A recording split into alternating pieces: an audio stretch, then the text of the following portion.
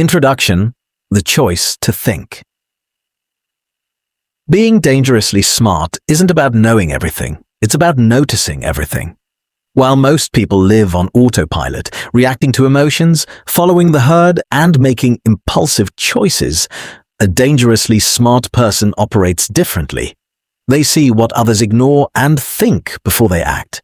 This isn't a rare inherited gift, it is a discipline you build daily. Chapter 1: Intelligence as a Discipline. Society believes intelligence is fixed. That is a lie. Your brain is like a muscle. It grows stronger with effort and atrophies with laziness. The problem?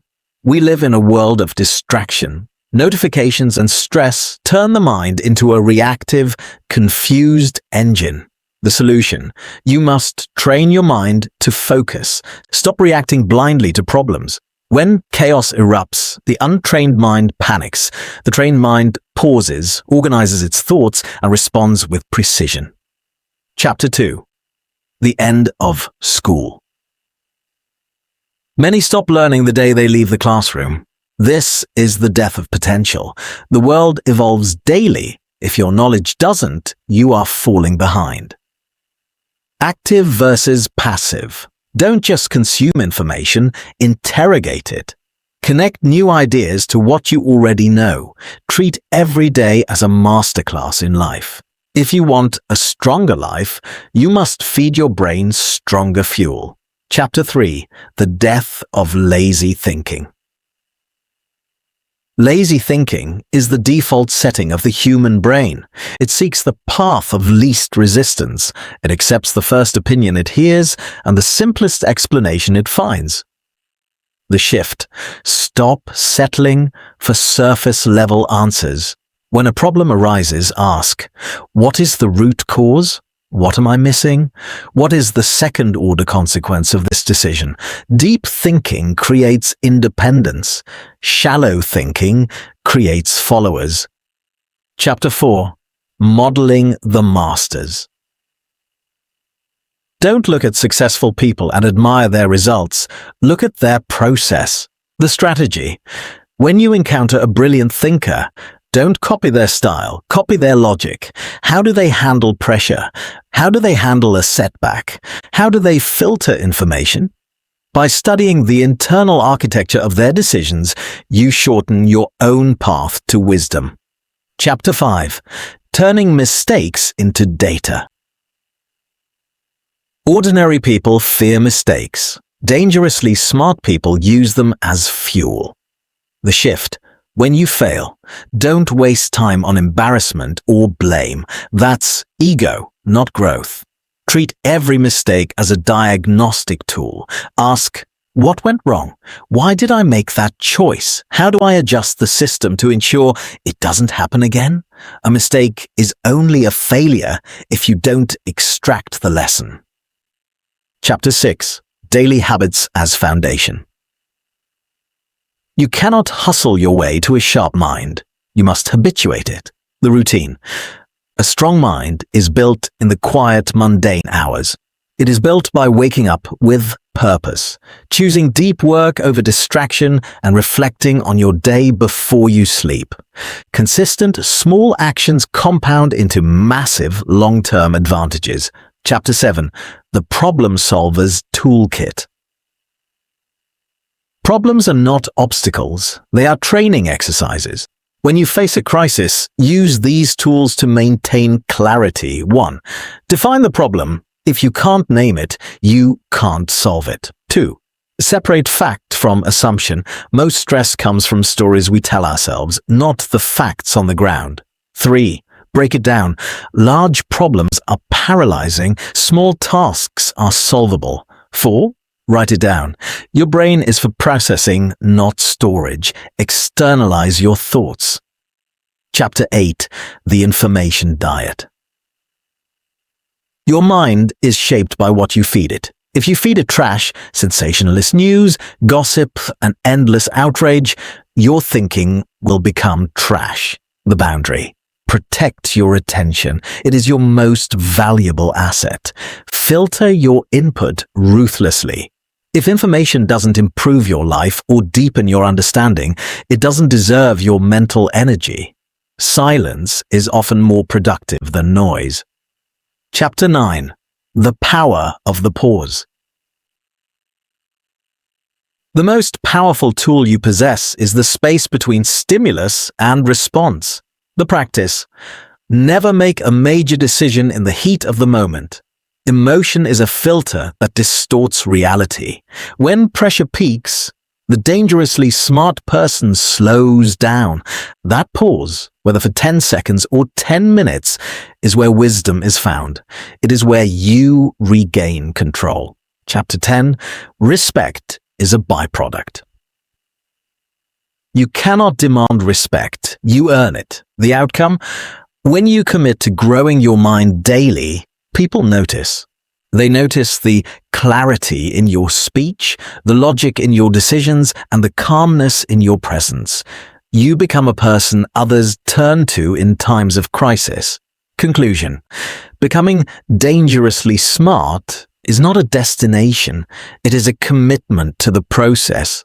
It is the decision to move through life with intention, awareness, and discipline. The world is full of people who are busy, but very few are sharp. Choose to be the latter. Start today. The 1-hour discipline how-to. Build the life you want. Chapter 1. The hour that changes everything. The difference between the life you have and the life you want is not talent, intelligence, or luck. It is not about having 25 hours in a day. The person you will become in 5 years is being decided right now. Not by your dreams, but by what you do with 1 single hour every day. Most people spend years searching for a life-changing answer while ignoring the 60 minutes that could actually change everything. You have this hour. You are currently spending it either on mindless consumption, distraction, or reaction. The goal isn't to work more, it's to work differently. It's to reclaim 1 hour that belongs solely to your future. Chapter 2. Protect your best hour. Everyone has a best hour, that window where your mind is sharpest and your energy is highest. For some, it's early morning. For others, it's late at night. The biggest mistake you can make is giving this hour away to distractions, scrolling, reacting to messages, or mindlessly consuming content. When you treat your best hour as disposable, you treat your future as disposable. To build a different life, you must stop spending your peak energy on low-value tasks. Guard this hour like a bank vault. It is an investment, not an expense. Chapter 3. Future-proofing your time. Most people live in a state of constant reaction. They answer emails, solve crises, and handle the urgent demands of others. They are busy, but they are not progressing. To break the cycle, you must pivot from urgent to important. Spending 1 hour on your future, reading, learning, skill building, or planning is rarely urgent. There is no immediate deadline, no one forcing you to do it. That is exactly why it is the most valuable thing you can do. You are not just getting things done, you are building the foundation of who you will become. Chapter 4. Discipline over feelings. Feelings are unreliable leaders. If you wait until you feel like it to work on your goals, you will never build anything lasting. Some days you will feel energized, other days tired, frustrated, or bored. Discipline is the act of keeping a promise to yourself, regardless of how you feel. It is not about harshness, it is about reliability. When you show up for your hour, even when you don't want to, you prove that your commitment matters more than your mood. This is the moment you stop being a slave to your emotions and start being the architect of your future. Chapter 5. The R01 of learning. Knowledge is the one asset that cannot be taken from you. When you spend your hour learning, you aren't just gaining facts, you are expanding your capacity to think, decide, and solve problems. Better results require better decisions, and better decisions require a better mind. By dedicating 1 hour a day to growth, you compound your knowledge. You shorten the learning curve of life, avoiding mistakes others spend years making. You don't need to be a genius to succeed. You just need to be a lifelong student. Chapter 6. The Power of Habit. If you treat personal growth as an occasional hobby, your life will stay the same. You need to turn your power hour into a non-negotiable habit, as automatic as brushing your teeth. Do not aim for intense, sporadic bursts of effort. Aim for sustainable consistency. When you remove the need to decide whether or not to work on your goals, you remove the friction. A habit doesn't require willpower. It requires routine. Over time, that routine becomes your identity. Chapter 7. The Invisible Phase. The hardest part of any transformation is the middle, the long stretch where you are doing the work, showing up every day, but seeing zero visible results. Most people quit here, they judge success too early, but growth is often invisible before it becomes inevitable. You are planting seeds, you are building muscle, you are refining your craft. This is not the time to stop. This is the time to trust the process. If you stay in the game long enough, the results will eventually manifest. Persistence is the bridge between effort and outcome. Chapter 8. Building Hour by Hour. Your life is not built in a single weekend. It is built in increments. Stop obsessing over the entire mountain and focus on the next 60 minutes. When you look at your goals as a whole, they can feel overwhelming. When you look at them as 1 hour of work, they become manageable. This approach kills anxiety. You don't have to fix your entire life today. You only have to fix this hour. Over months and years, these hours accumulate into something monumental. Chapter 9. The Choice to be Unaverage. Most people live an average life by default, not by design. They settle for comfort and distraction because it's the path of least resistance. Choosing to dedicate 1 hour to your growth is a radical act of rebellion against the average. It separates you from the crowd. While others are waiting for the right time or motivation, you are outworking them by simply showing up. You don't need to be the smartest or the most talented. You just need to be the one who didn't stop. Chapter 10. Conclusion. Claim your future. There will never be a perfect moment to begin. There will always be obstacles, responsibilities, and excuses. The successful are not those who have the fewest obstacles. They are the ones who refuse to let them stop their daily hour. Your new life does not start with a grand explosion. It starts with a quiet decision to reclaim your time. It starts by saying, "This hour belongs to me. This hour belongs to my future." Make that decision. Stick to that commitment and watch how 1 hour, repeated consistently, creates a life far greater than you ever imagined. The Wealth Mindset. Why money flows to those who think differently. Introduction.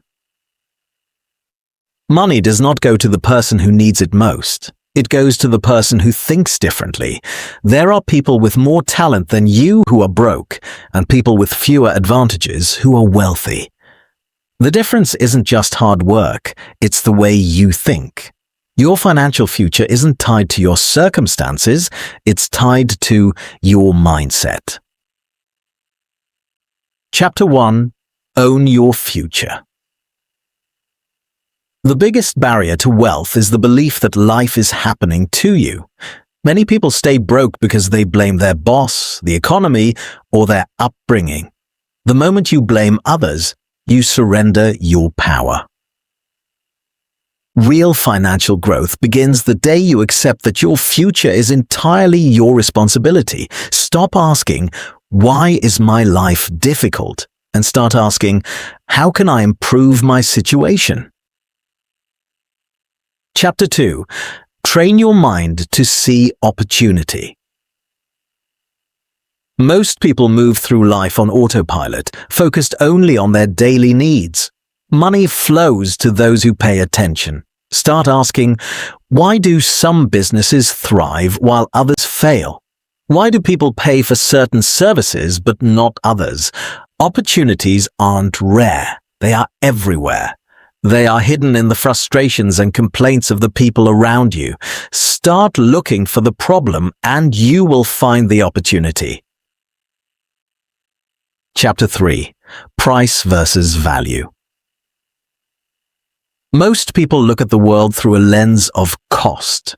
Wealthy thinkers look through a lens of value. When you see a book or a course, don't just see the price tag. See the knowledge that could increase your earning potential. Stop asking, "What will this cost me?" and start asking, "What can this become?" When you focus on creating value rather than minimizing cost, your income tends to follow. Chapter 4. Your skills are your currency. Your income is rarely determined by your job title. It is determined by your utility. If you want a bigger paycheck, become a bigger asset. Skills are the only currency that doesn't depreciate. Whether it's communication, problem solving, or leadership, every new skill you acquire opens a new door. Don't wait for your company to train you. Invest in your own growth. You are your own greatest asset. Chapter 5.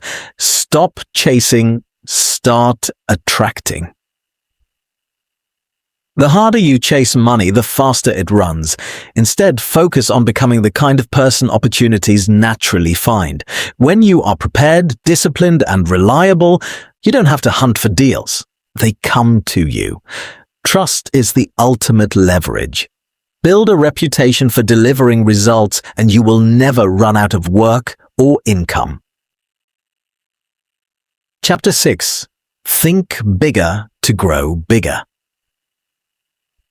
Most people fail not because they aim too high, but because they aim too low and stop growing. They accept average as permanent. Thinking big isn't about fantasy, it's about refusing to let your current bank account dictate your future potential. If your vision is small, your actions will be small. Set goals that force you to become a more capable version of yourself. Chapter 7. Time is your only non-renewable asset. Rich people don't have more hours in the day, they have more intentionality. While others trade time for entertainment, the wealthy trade time for growth. Every hour you spend on distraction is a stolen opportunity. Treat your time like an investment portfolio. If an activity doesn't make you wiser, stronger, or more capable, it is a liability. Chapter 8. Create multiple streams of value. Never rely on a single source of income. If your entire security depends on one paycheck, you aren't financially secure. You're vulnerable. Start looking for additional ways to use your skills. Can you consult? Can you teach? Can you solve a problem that others are willing to pay for? When you have multiple ways to create value, you gain the freedom to make decisions from a position of strength. Chapter 9. Make money work for you. Most people work for money their entire lives. The goal is to reach the point where your money works for you. This requires a shift in management. Don't spend everything you earn. Direct a portion of your income toward assets that produce results long after you've stopped working. It is the difference between earning and building. Chapter 10. Become unrun-out able.